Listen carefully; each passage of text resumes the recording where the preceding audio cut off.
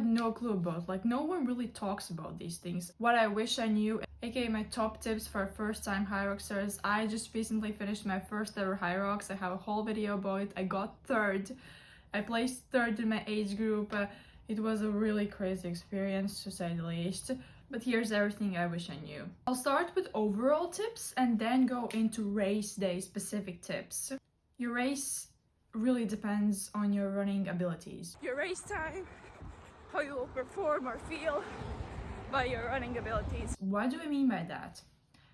The better runner you are, the better your Hyrox will go, because Hyrox is pretty much not mostly running, but it's really depending on your running. When you're not used to running a lot, if you're not used to running when you're tired, if you're not used to running long distances, or if you're not training running at all, don't expect your Hyrox to go well. I'm a runner. It's crazy to say that. I've ran 4 marathons so far, and even for me, like the fatigue that hits after doing sled or after those lunges when you need to run again, I would really recommend to do 1 long run a week, 1 tempo run a week, and 1-2 easy runs a week. Long run really depends on your running abilities, but I would say over 10 kilometers. My long runs are 25, 6K runs, but tempo is threshold tempo. It's over your easy run pace. And intervals, for example, 5 by 1K repeats, 10 by 400 meters. I'm planning on doing a video about workouts, running workouts that really helps me to run a fast marathon. Next thing, it is way harder than you would ever imagine, than you could imagine. I am a CrossFitter, and I didn't really train that much for Hyrox specific. And I was like, yeah, I've done Hyrox simulations, like half Hyrox, almost a Hyrox. It's tough. But when you're racing, you're putting your all effort out. You're going 100%. It was tough, when you have to survive with 175 average heart rate for more than an hour. Don't underestimate Hyrox. It may look chill, easy. It's nothing similar to that. 3. Do not set extremely high expectations for your first race. Do not expect to be the best one or anything like that. It's your first time racing, your first Hyrox. Even if it's your second Hyrox, you're still kind of dipping the foot into the water and trying to understand where, what, weaknesses, good points, etc. You're just trying it out for the first time. You can't always succeed on the first go. I'm really glad that I did this accidentally because I had no choice. Maybe don't start with the pro weights. I'm a CrossFitter, a hybrid athlete, Hyrox, now a Hyrox athlete also. I would have done the pro Hyrox, but the sled, that's also the next thing. It's not sledding. Seriously, you have to be really strong at the sled because the carpet is so rough. Like when I tell you it's really rough, I literally tried it before the race and I was like, what is happening? How the hell is this only 75 kilos?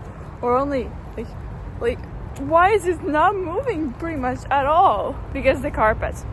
Like, do not underestimate the carpet and the sled pull overall. Don't start with the pro, just start with the open weights and see how you feel. See, maybe it's easy, maybe it's not. Like overall, except the sled, everything else, all the weights were easy for me. Like the lunge weights, only 10 kilos. The 16 kg farmers, also super light. The 4 kilo wall ball, also super light. But it's the sled because of the carpet. Don't underestimate again the stations. It's nothing similar probably to the carpet you train with. Broad jumps really hit you. Like when I started doing them and I see like those 80 meters, how far they are, and I've been doing that already, and I'm like, how am I only 1/4 in? It feels like forever. And use the step method, aka you jump, then you get down, then you step up, not jump up. It uses way less energy. I know that maybe when you're doing it, it wouldn't really be like how to do it, but try to enjoy your first race. You're only doing it for the first time, only once. Try to not think about too much about how much you still have left, or that you only started now and you're already dying, but be more focused on what you are doing now. This 1K run, this 1K ski, and then when you get to the next station, focus on that station. Obviously pace yourself well and don't go too out extremely hot too fast. Absolutely every second counts. Like when I tell you every second counts, I barely got 3rd place in my age group by a second. The only reason why I got it. I did do unbroken wall balls. So if I would have dropped the ball one time or many times, I would be way lower on the placement. Like every second counts. Literally all the places, there was like 55 seconds. I was 57 seconds or something like that. Every second counts. So when you think, oh wait, I'm just gonna drink. But that's one thing also I could say. Drink the water that's provided, but don't like drink and run with the drink. Try at least. Don't like fully stop in a lot of places. Know the rules. Not just the new rules, but overall rules. Yeah, the new burpee rules. But no, actually, for example, for burpees, you have to start with the burpee. I started jumping and he was like, no, go back. I waited like 10 seconds at least just to like, I did that jump and he's like, no, go back. And know the burpee rules. Know the lunge rules. Every like rule, like more, like I don't know, obviously it depends on the judges and how strict they are, but usually in all the stations when you finish, for example, the ski, you have to lift your hand up. You have to lift your hands up to like give them a notice that you're done. Overall, they will send you a total race debrief explanation video before the race. Okay, now the race tips. Check beforehand the course. Know the course, know where the stations are located, because they will send you the course map. Know how many laps you have to run. Know around where is the rock zone in and out. And if you don't understand something, ask them. There are information center. Just ask them. Because I went in and then I was like, oh wait, I should ask about it. She explained it to me like, first time, how many laps you have to run. Then when you get in the rock zone, afterwards, how many laps you have to run past the in sign or out sign. I was like, whoa, I'm overwhelmed. You say this time I have to run 3 laps, 3 times in sign. Wait, the other time 2 times by the in getting into the rock zone sign. I was like, how am I supposed to remember that? Just when you know the placement, you will be like quicker again by the thing that I've said previously. Every second counts. You won't be like because I was like that. I was like, where? 4th station. I was like, wait, there's not the 4th station. I have to run there. So just like that again, you know, just like you waste time on that. Check-in and bag drop. I would recommend to take like another like bag to put your clothes in, because it's not, there are, at least where I was racing, there are no like locker rooms or anything like that. There will be like bag drop area. You just get all your stuff and you get and they put like your name on your bag and that's it. Then you afterwards, when you want to take it, you say your name and your time when you were racing. So they put all the bags not in one big pile, but by the times when people are racing, for example, 1:40 p.m. So just like if you will have to take off your clothes, and if it's winter, then even more clothes, and it's just going to be random because they said only one like bag, no like random clothes hanging somewhere. So like take like another bag to put your clothes in. Toilet lines probably will be long to change because there are hundreds of thousands of people, especially girls, you know. There are changing areas also again, but it's kind of I mean, if you want to change like everything, like maybe you don't feel comfortable because there could be people, it is made like you wouldn't see like males and girls separated, but still everyone's walking by from the top. Maybe they can see inside if you're wanting to change completely from naked like to different clothes. So just keep that in mind. Again, about the bathroom thing, like don't leave the bathroom stop to the last minute because the lines are long. You don't want to miss your start time. You have to also like a little bit like warm up. So the chip, put it on the right leg, the correct one, on the right leg where you have to put it, because I heard, I don't know if it's true, but if you put it on your left leg, it could not track you fully or miss it. I don't know how is that possible, but just better be safe than sorry. The chip, it will be like kind of this something similar to like a watch.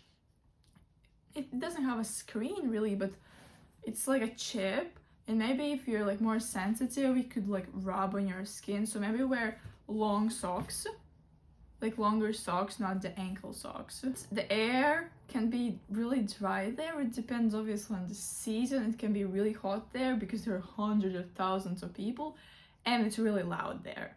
Like it's like that all the time. Don't skip on the things that do provide. I'm talking about chalk. Before sled pull, use the chalk, get the chalk. Before farmer's carry, obviously take the chalk. Get your heart rate up before the race. So I did a workout actually before the race. I would not recommend that for anyone really, but I'm just a different breed. Like I need to move in the morning. My race was at almost 2 p.m. Like I can't just stay in bed. I need to like kind of move my body and my muscles and my bones and everything so they wouldn't be stiff, and I would have risen my heart rate up. That's the other thing, like get your heart rate up before the race so you can like warm up. For example, do some harder ski pulls, biking, there will be like bike Hyrox and something like to get your heart rate up. Don't start from your resting heart rate. For example, you just have been sitting down for the whole day and then you have your race. Your body is shocked because of like this extreme volume, extreme heart rate, everything at once. And just few knee skips or high knees or anything, that won't do it. Just try out the weights before the race. You never know how they will feel because the equipment you train with will be so different and / could be so different from the race equipment, especially the sled again. Especially the sled. So when you will be running the laps on the run, usually there will be like 3 laps. It really depends on the course. There will be a screen. At some point there will be a screen. You will be like you're crossing kind of like this ground where the chip kind of chips you, and on the screen there will be your name and surname, and it will be written how many laps you have already ran. So for example, first lap, or if you have already done those 3 laps, it will show you go to workout. No, it will go to workout 1, which is station 1, for example. So I had no clue that there was this screen. That screen was so helpful. Sometimes I was like, I'm kind of really out of so zoned in and I'm not counting anything, and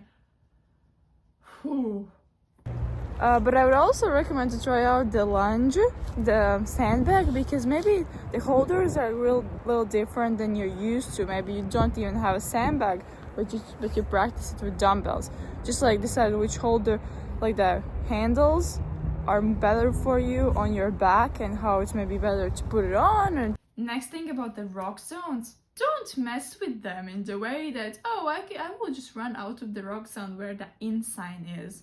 You can get penalties on your time if you run, for example, less laps. If you run out in the in sign is, not the out sign is. And again, about the rock zones, try to get out of the rock zones as fast as possible.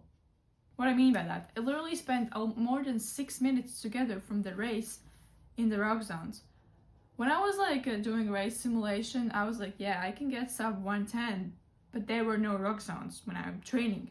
So I wasted like 6 minutes. And what I mean by this, it's basically rock zone time is after you finish your lap of running, you get in the rock zone area where the workout stations are. You get in by the inside, and all the time you spend to get to your station, to your, for example, your sled push, your ski erg, and then afterwards when you finish, when you have to get out of all that, out of rock zones, out of where the sign is out, to start running. Obviously you can't cut it really to 1 minute or anything like that, because you're not the superhero to speed up. And when you're finishing, when you're going to wall balls, just max out. Literally, there's nothing left. Yes, do practice wall balls under fatigue and try to do them as many as you can with heavier weights. Always train with heavier weights, because the sled is just not moving. Just always train with heavier weights, so you go to the race and the weight doesn't feel that hard, that heavy. Even though they can't feel really heavy either way because you're under fatigue, but they definitely won't feel as heavy if you always train with the race weights or lighter than race weights. Then, when you get out of the finish, don't take your chip off too fast. I made this mistake that I took the chip off, and then I realized, wait, I want a photo with my time that everyone's posting on Instagram, but I already put that chip down, and there were hundreds of chips, and I don't know which one was mine to go back, because you will have to scan your chip, and then the time on the screen will show, and the photographer will take the photos with you with your time. Don't make this mistake, because one guy told me, was volunteering there, that that happens to a lot of people. Like, that was super common problem, and I went to the information center to ask if they can give me another chip with my name. They said that they can't. So don't make that mistake. And after the race, I would also recommend to use the recovery stations that they're providing for free. Like, they were doing the massages with electro, kind of, not shock, but electro massage, or the boots. Just try it, use it. Again, it really depends on the level of your fitness, how fast you can go, because Hyrox is for everyone, but not everyone can do it too fast. Everyone has their own speed, pace, and training wise, what I can say is, for example, I'm not the best example, because I train 4 hours a day, 2-3 workouts a day, training sessions a day, so I'm not the best example, because no one has that much energy or time mostly. So I would really recommend, again, 3-4 runs a week. Definitely do your gym work, strength training. Don't just do Hyrox workouts, even though they're fun. Practice the sled. Do interval training also, for example, on the rower, on the ski erg, for example. Practice running under fatigue, my biggest thing. On tired legs, I know how crappy it feels, but that will really help you on the race day. And see you in the next Hyrox race. I have Patreon, I have PayPal links, and I don't earn anything from social media, but I am a personal trainer, so if you want to be coached by me, message me on Instagram, email, whatever platform. Comment down below. Have you ever done Hyrox? Do you want to do Hyrox? When is your Hyrox race? Because they sell out so quickly. And another tip, I have another tip actually. It's about the payment and the pay, because it's quite expensive, right? But the photographer is worth it. The photos were bomb. You can check my Instagram out. But how to get cheaper ticket? So there are these ambassadors. For example, for German athletes, German races, UK ambassadors, Hyrox ambassadors, but their code only works in that country. If they're UK ambassador, their code only works for races that are UK. So I got 10% off because I found an ambassador for Italy, who is an Italian ambassador, Hyrox Italia ambassador. How did I find that? So I just, in the Instagram search, I wrote Hyrox ambassador, and then I just checked out if anyone has in the bio written that. I tried some codes, they were not working because they weren't for that specific country. like I was in Italy, but they were UK ambassadors, for example. So I went to the Hyrox Italia Instagram. I checked some posts that they have posted. Maybe there are some athletes posted and they have been tagged, or someone who has tagged Hyrox Italia and they are the ambassador. So that's how I got 10% off and I saved 9 euros. It adds up. It really does add up, because all the money you spend traveling there, racing, food, accommodation, everything. But it's worth it. The emotions, it's worth it. Watch my video how I got 3rd place in Hyrox next. It will be linked down below. Thank you for watching. See you in the next one. What do you want to see from me? Comment that down below.